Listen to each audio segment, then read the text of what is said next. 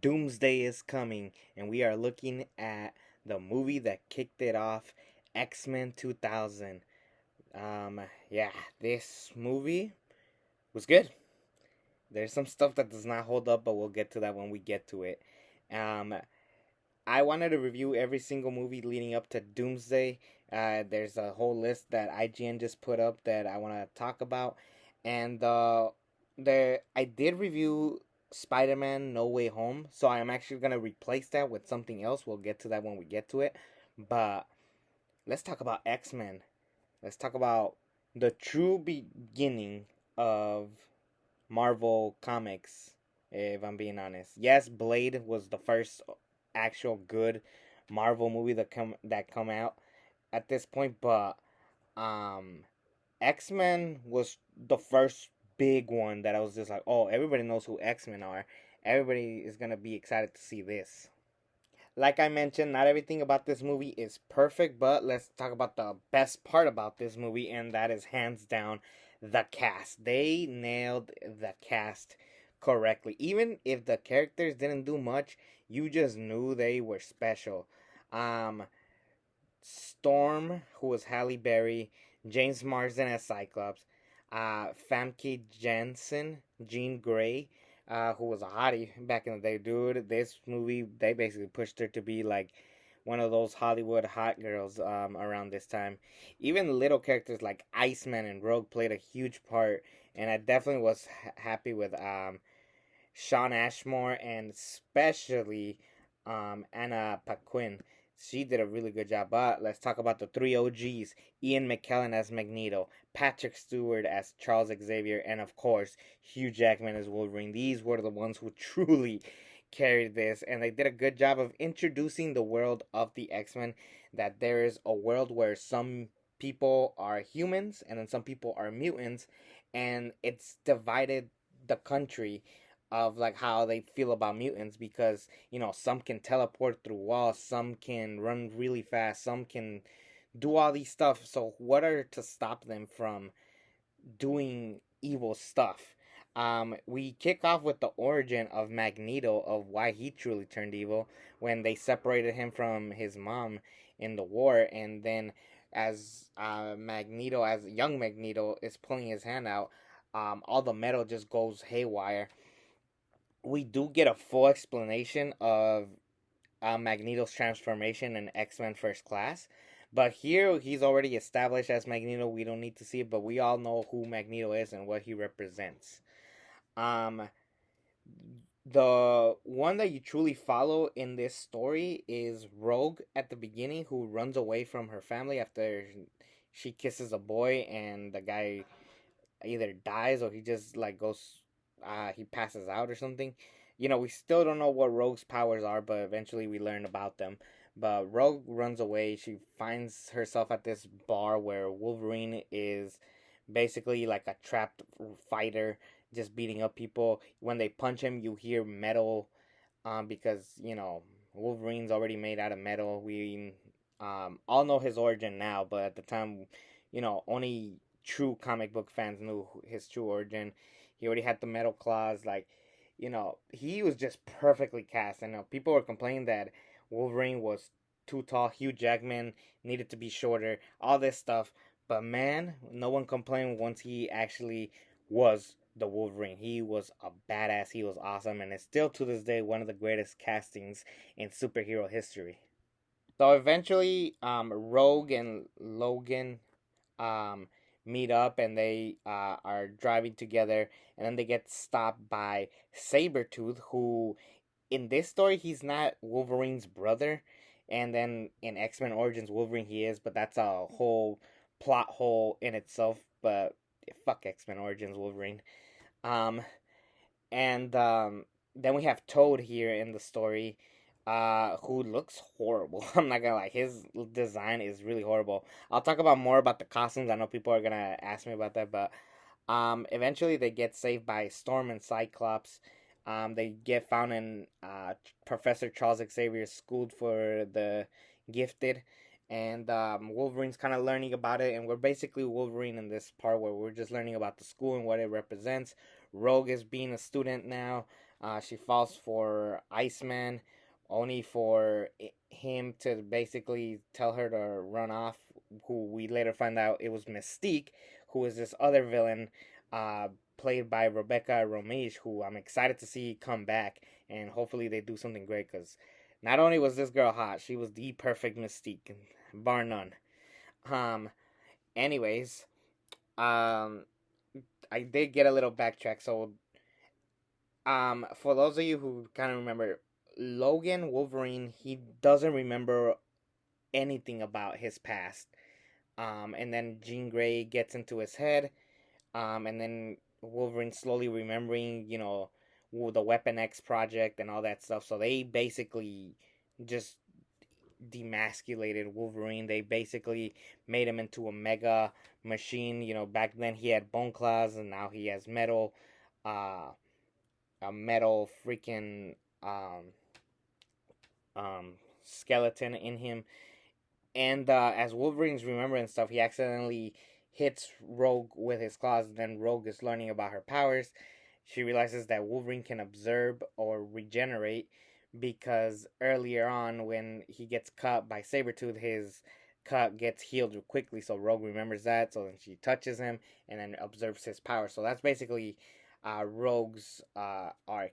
Now, this should be a big grand fight with the X-Men, but honestly, Magneto's story here is not a huge one compared to the comics or even later on in movies. So in this movie, Magneto's purpose is that he wants to um, have this machine where it's going to turn everybody into mutants, but in the process, all the humans who become mutants get killed off, including another guy earlier on. I forgot if he was the president or he was just working for the government. I forgot what he was, but basically, he gets observed, and then he is like this water, like liquid thing. I forgot. He's like a squid or something like that, but he goes through it. Like, some of these effects are really horrible, I'm not gonna lie.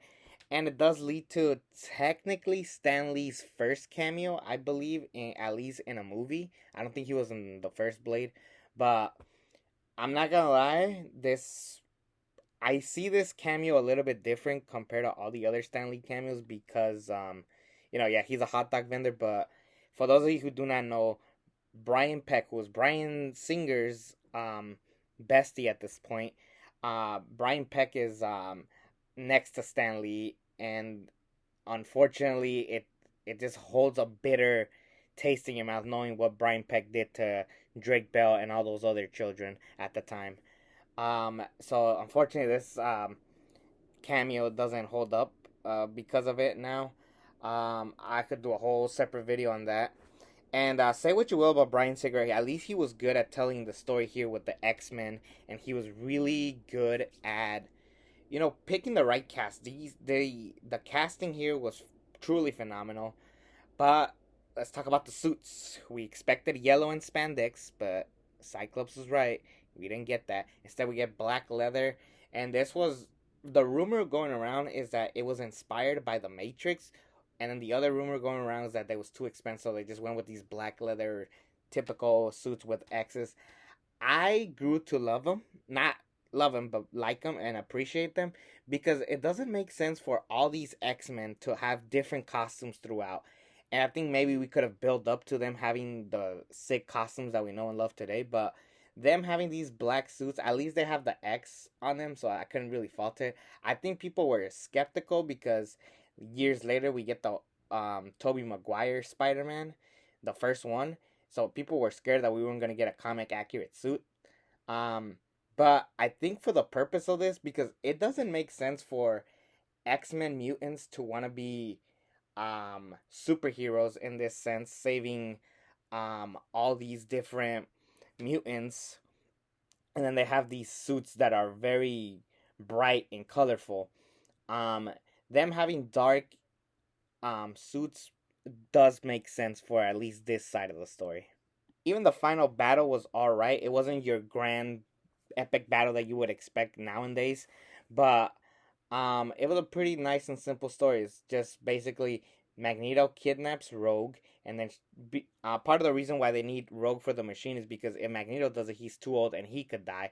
and nobody else wants to risk it. So why not get a younger individual to do it? And then since she observed Magneto's power, she's basically attached to the machine, and then she proceeds to um, continue on this thing. But then in the process, Wolverine, Cyclops, Jean, and Storm are in this fight against all these evil mutants, which leads to some pretty outdated stuff. Storm's line about what happens to a toad when it hits a lightning, the same thing that happens to anything else. Like, it was a goofy ass line. Um, there was a funny scene where Wolverine fights Mystique. Uh, he wins, and then he's like, "It's me," and Cyclops goes, "Prove it," and he goes, "You're a dick." Okay, it's you. That was pretty funny, and the dynamic between Wolverine liking Jean, but she's with Logan, like, there was never a. I do get it that they are friends, and I do buy it later on, but even Wolverine, I'm just like, back off, dude. um, like, dude, but whatever. Um, something about James Marsden, he's always playing second fiddle to your main protagonist. It happened to him in Superman Returns. It happened to him in Enchanted, and now it's happening here in X Men. What are the odds? Um. Anyways, we get to see a final battle between Sabretooth and Wolverine, and the Eiffel Tower. I always loved this fight because it was simple and unique. Them fighting on top of the Eiffel Tower, them chopping up pieces of the Eiffel Tower's crown, or whatever her hat is supposed to be called.